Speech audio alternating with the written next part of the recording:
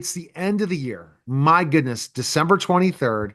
Our countdown is coming to the end of 2024, which has been a crazy year. But Right. everyone at this time, they start to reflect about ideas, businesses. But what about some people that say, I have an idea for 2025, but I'm trying to get it to become something that is a sellable product or service, which you love to work with. Explain the process. What do you do? Yeah, so that's I'm doing great today. Thanks for having me, right? I think that's an incredible topic to really talk about, right? Because as we go into the new year, new ventures, new ideas, we want to, be targeted, right? So if you're wanting to create a product or service at this point in time and you're really serious about it, you have some commitments and you have some ideas around the financial backing of how to get it started. The biggest things we want to do in order to start validation really is start early conversations with your customers or potential customers, right? And it may just be as simple as, hey, you want to go grab coffee? I have just a few questions I want to run by you. And you can start validating from the market early by starting those early conversations. So that's the big thing, right? And really in those conversations, really want to gauge how excited people are about it. You can ask some questions around, do you see the potential in this economic, demand, right? How much would do you see people paying for things like that? So you could do sort of a quasi user interview to really start cementing your idea. So that's the first step, Neil, right?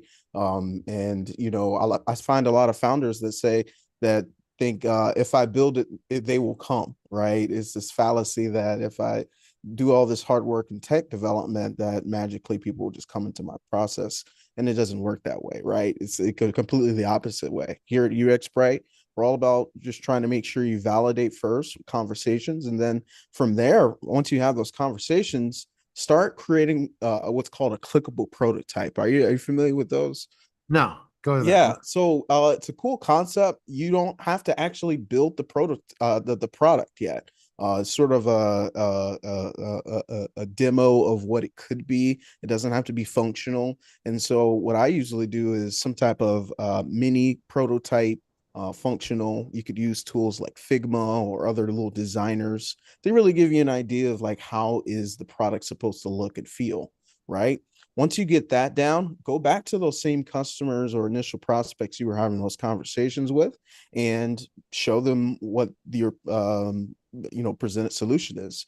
And once you've presented it and they like the form factor of the product and they really like the model, potential business model that you have behind it, then you've got some real legs on your business and in your idea, and you'll really start seeing the more green lights to, okay, let's start putting together some development money and let's get this thing going.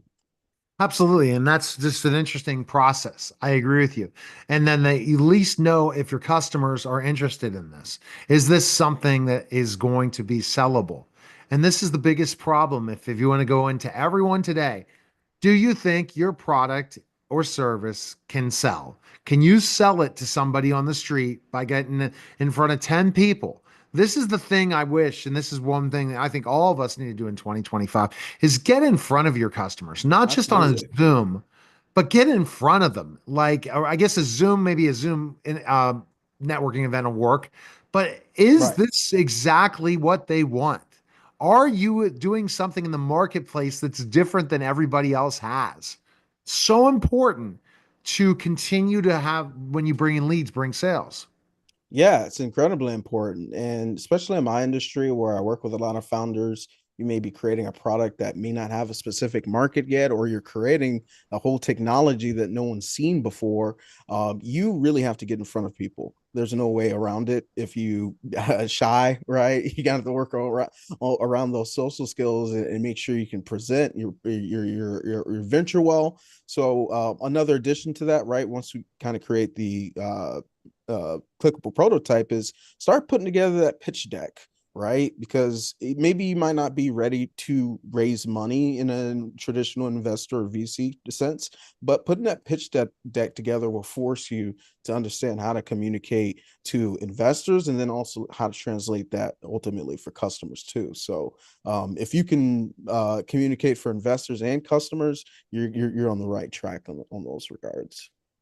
And what do you learn from this when you help a customer do this process and get in front of them and present to investors and stuff like that? What have you learned in this process to teach people this? Yeah, I mean, if any, I mean, obviously you learn a lot of the presentation and sort of what you need in order to communicate to reach whatever purposes, but also at the end of the day, the founders have a truer understanding of their business and their numbers when they do this. So when you're going into an investor call, you feel so much more confident about, if they ask you what your burn rate is, or, what is your cost of acquisition or cost of customer acquisition, right? These are terms that aren't just going to come out of the blue for you. You've talked to customers already, you've done the research, you've done the groundwork. And so now when it comes to, hey, dear investor, help me, raise this money, they'll see that you're targeted, you know what you're talking about, and you become that much more a subject matter expert. So we out of that, I've seen founders really truly know their business in and out, and it makes them feel a lot much more confident about the ventures and the risks that they may be taking. It's a lot more calculated. The original idea that you sent out to do in your MVP, you may talk to 10 customers and they'll tell you that throw that completely out the window, right? So you further hone in on your vision, the more you get real life data to back it up. Right. You go with your offer. And if that offer Mm-hmm. is not attractive to people, you either change your offer or no, you don't have the right business. Exactly. Because Like if it's a pivot. numbers, sales is a numbers game. You go through 10 people and you close 20%, you're good. But you go through 10 people and close none, you're not good. Or go through 100 people and Right. not close any, you're in really big trouble because a 2% rate will be, 20% would be a good number for a close rate in sales. And people make Mm-hmm. the mistake in saying, well, they don't even go through those calls to get that rejection, Yeah. or they don't understand, is this really a value that people want?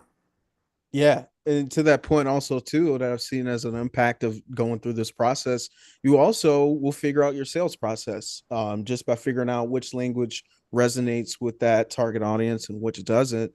And, talking, having pricing discussions. And then, every user interview or client interview that I have, I always make sure you ask the quintessential question is, if you had this product in your hands today, would you buy it? And if you were, how much? Right?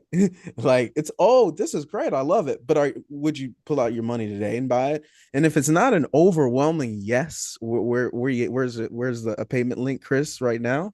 uh then maybe there's something you got to go back on the drawing board and look at, whether it's the model, the product offering, you You name it. go through all those different things to get a sale. And what you Exactly. do is you help your clients in so many ways, right? Right. Yeah. And then once you figure it out, most people won't be able to replicate that, right? Because you aren't doing the same cookie cutter, business venture. You know your people intimately, and uh, people love that you listen, right? They'll rant and rave, and you'll gain a lot of loyalty and retention from your business customers just from that. So, I think listening is your most powerful weapon when it comes to entrepreneurship. I personally believe. All right. Best place people can go is where? Yeah, so you can check us out on UX Bright on LinkedIn, and then uxbright.com, uxbrite.com. All right.